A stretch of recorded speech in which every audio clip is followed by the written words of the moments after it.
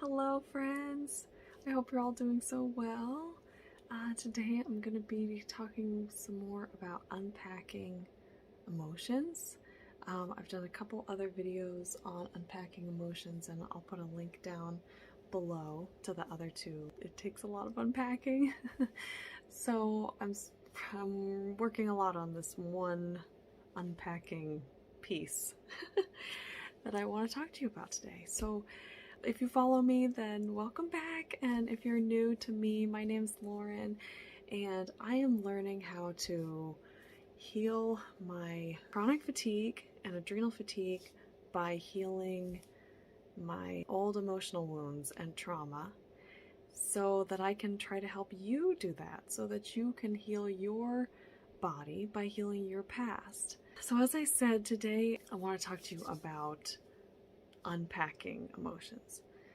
This work takes a lot of unpacking, just in general, because a lot of these wounds happen in really early childhood and we don't have memories of them. So if they happen from 0 to 3, 0 to 7, but really 0 to 3, you don't, even 0 to 5, like you just don't have clear memories of things that happened.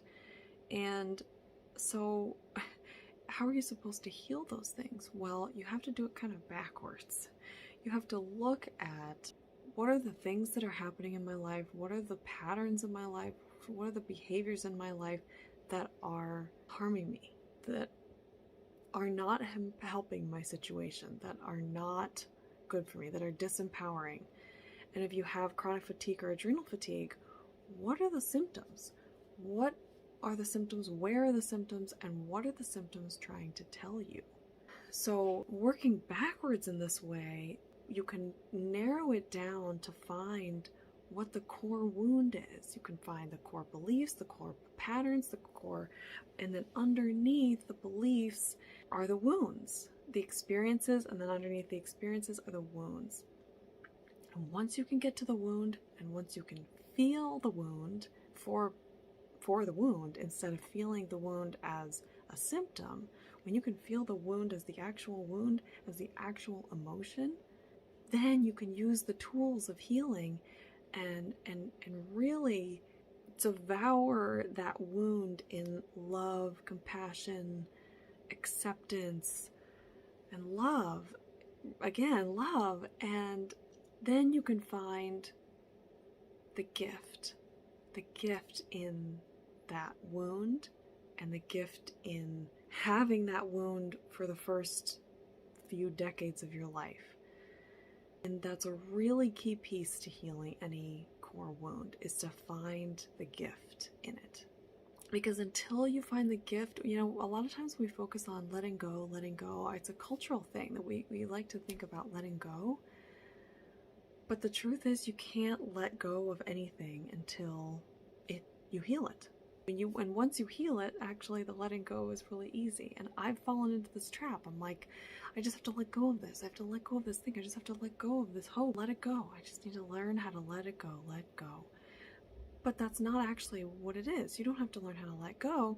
You need to learn how to heal. Because once you learn how to heal it, you can let it go. It just naturally, you naturally let it go. Once you heal it, and healing includes finding the gift in it, then you can just let it go. The core wound that I'm working on right now, it's not really a core wound. The core wound experience that I'm working on right now is connected to self-loathing. And it gets triggered, it gets triggered a lot.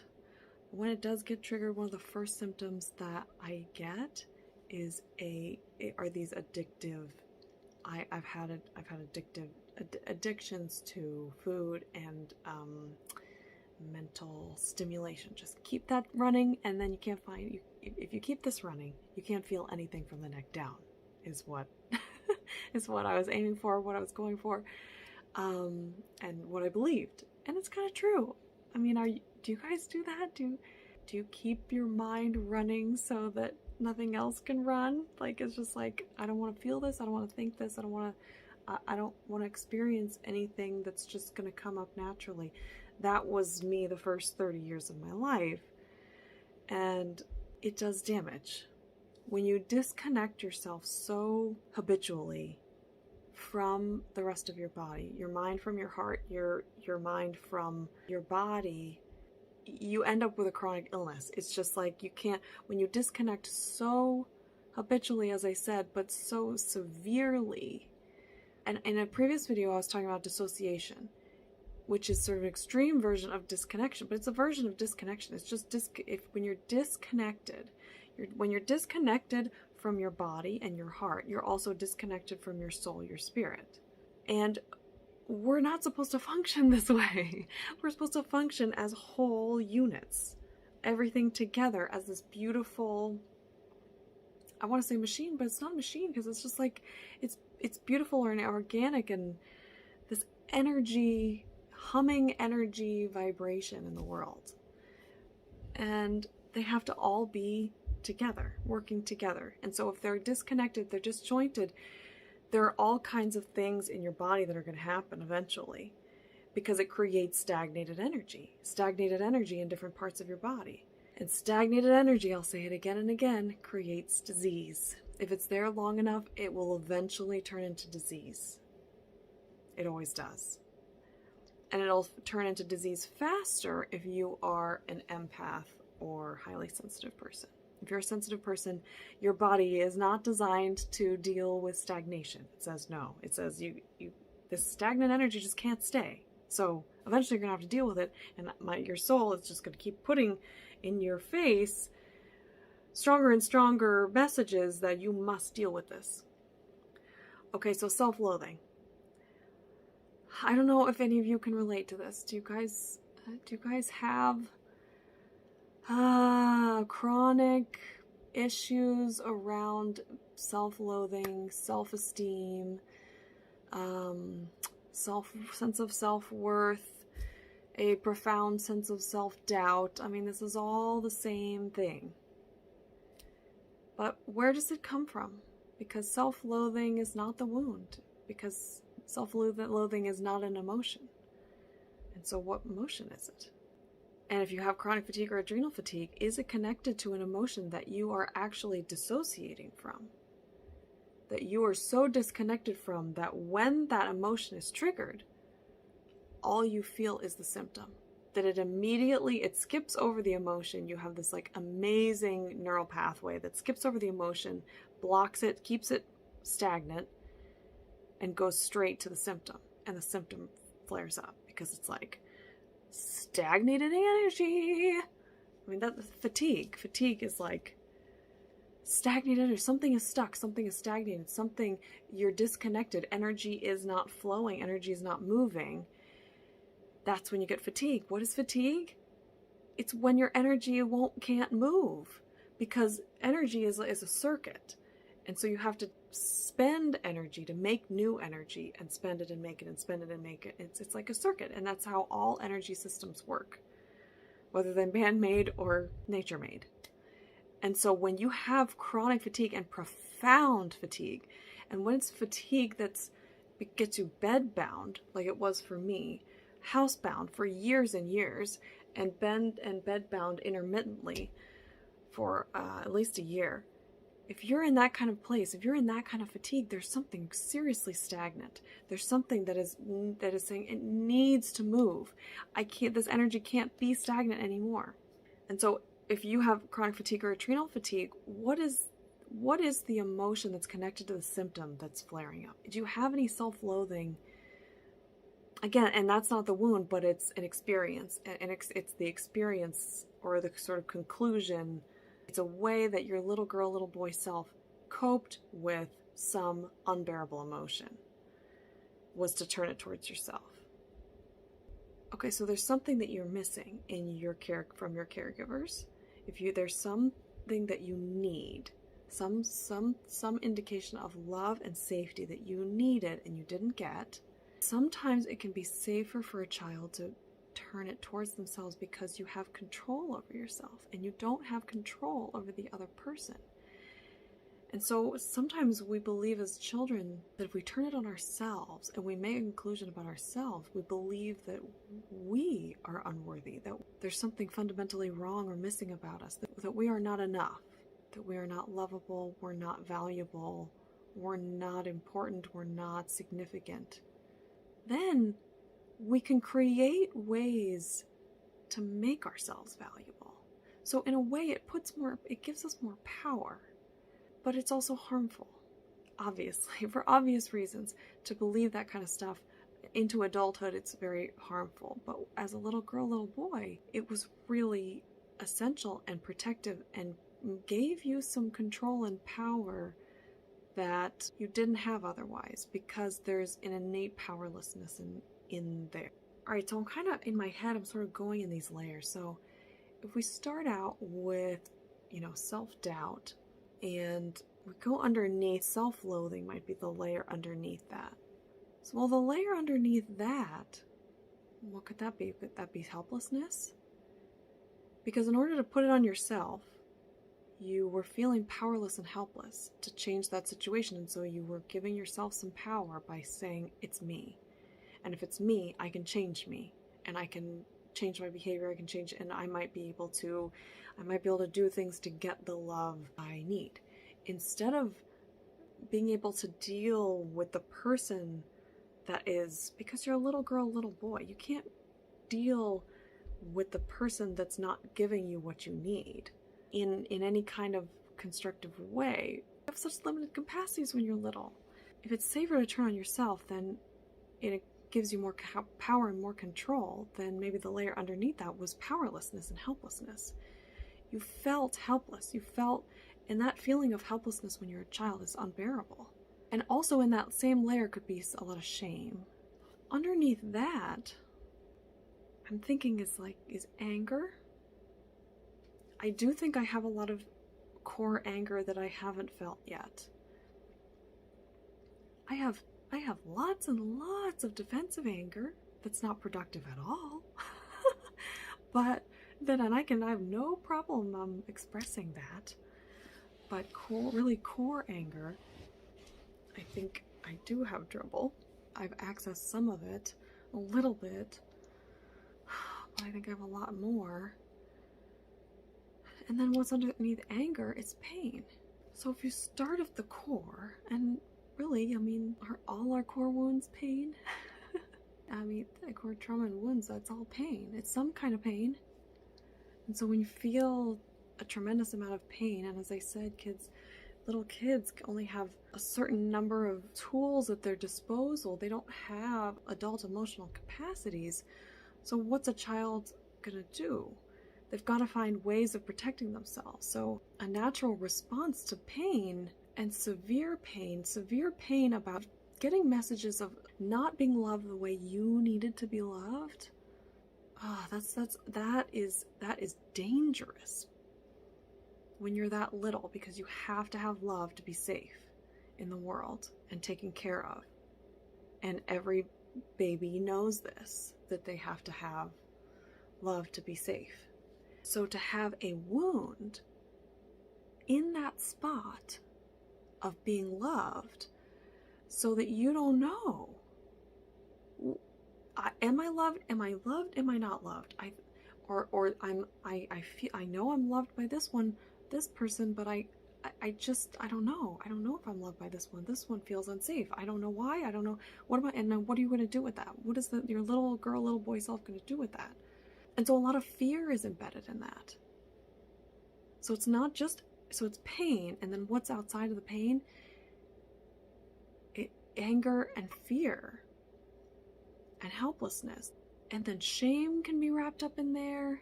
These are the kinds of, this is hard for me. I don't know.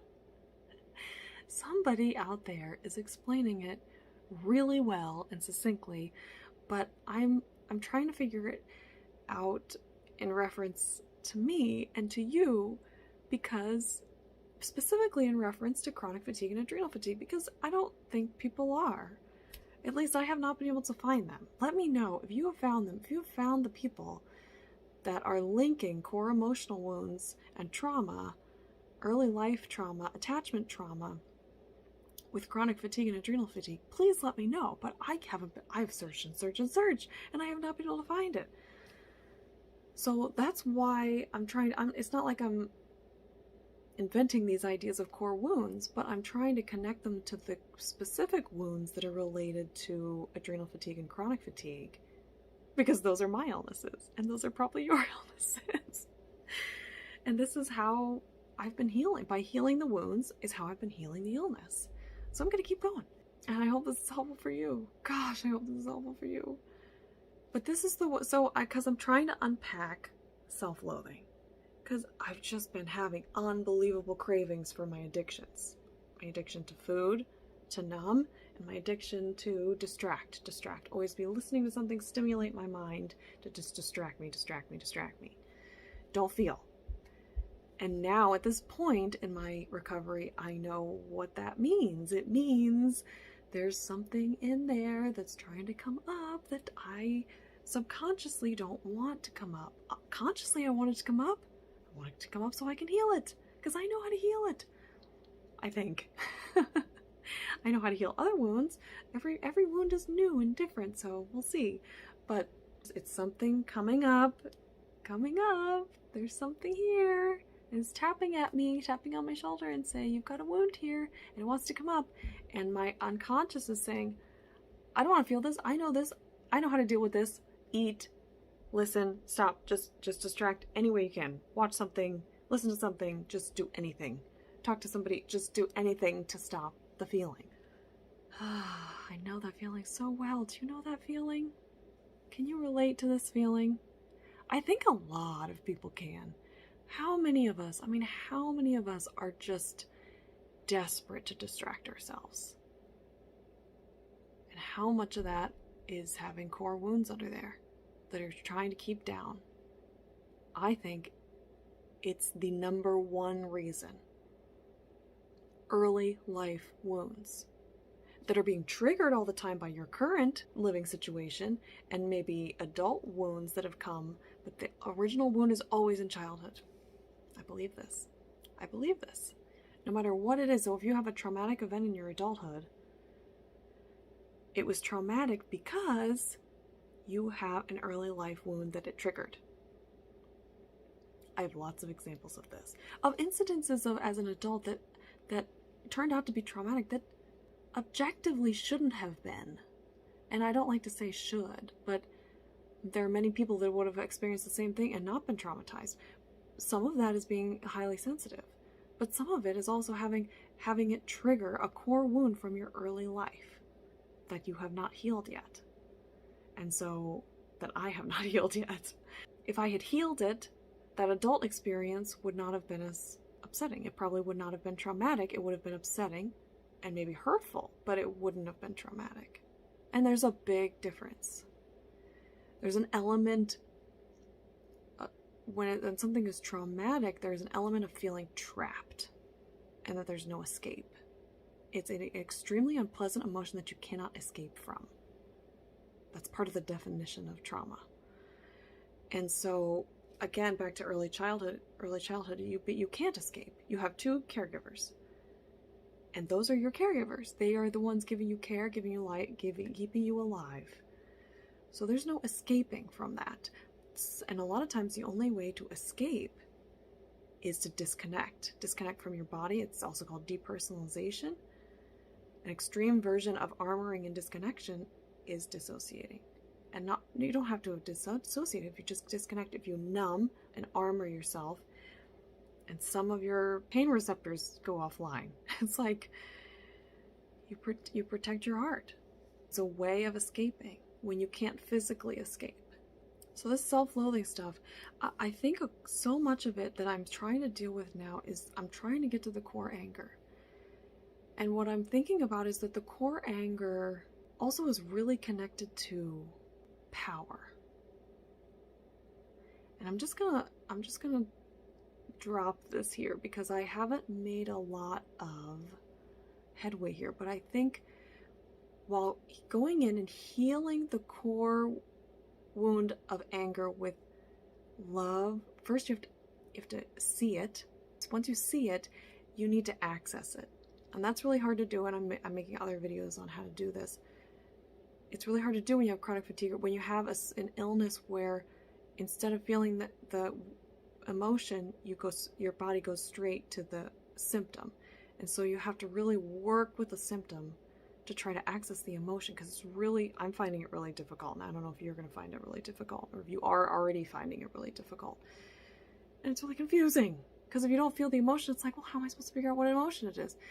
And so this is why we use deductive skills, and talking through with these videos with you, the process of it, and that's in other videos. But once you access it and you feel it, then it's a matter of, again, dousing it with love, acceptance, compassion, no judgment. If a judgmental thought comes, you just let it ride past as quickly as you can. Just say, thank you very much, beautiful mind, but I'm going to give you love and compassion right now. My little girl, my little boy self, I'm going to give you love and compassion right now. You are so loved. You are so loved. And I'm so, so sorry this happened to you. Then you also need to find the gift. The gift in, it's like, what are you going to thank that child for? For protecting you. Thank you for protecting me with this. Protecting us by doing this. By creating this mechanism of disconnecting. Protecting us from this anger that we couldn't feel when we were little. Thank you. I'm so sorry you experienced this. Please forgive me for not being there for you until now, but I'm here now. And then, part of it is finding the gift. You must find the gift and really feel it. And then the other part is this power piece. And I think while you're healing the wound, an important part with anger particularly is learning how to empower yourself in every aspect of your life. Empower. And use your solar plexus energy to move in a direction that is in alignment with your soul, and to actually do it. That is an action of empowerment. So how to do this? I think empowering yourself is a key to healing anger in particular, and helplessness. But I think anger is underneath the helplessness. The helplessness is a byproduct of the anger. So to heal the anger and the pain that's connected to the anger, empowering yourself and moving in a place towards a life of empowerment. I don't have a lot to say because I'm still picking this apart, but I'm going to drop this here as a little seed to plant for next time.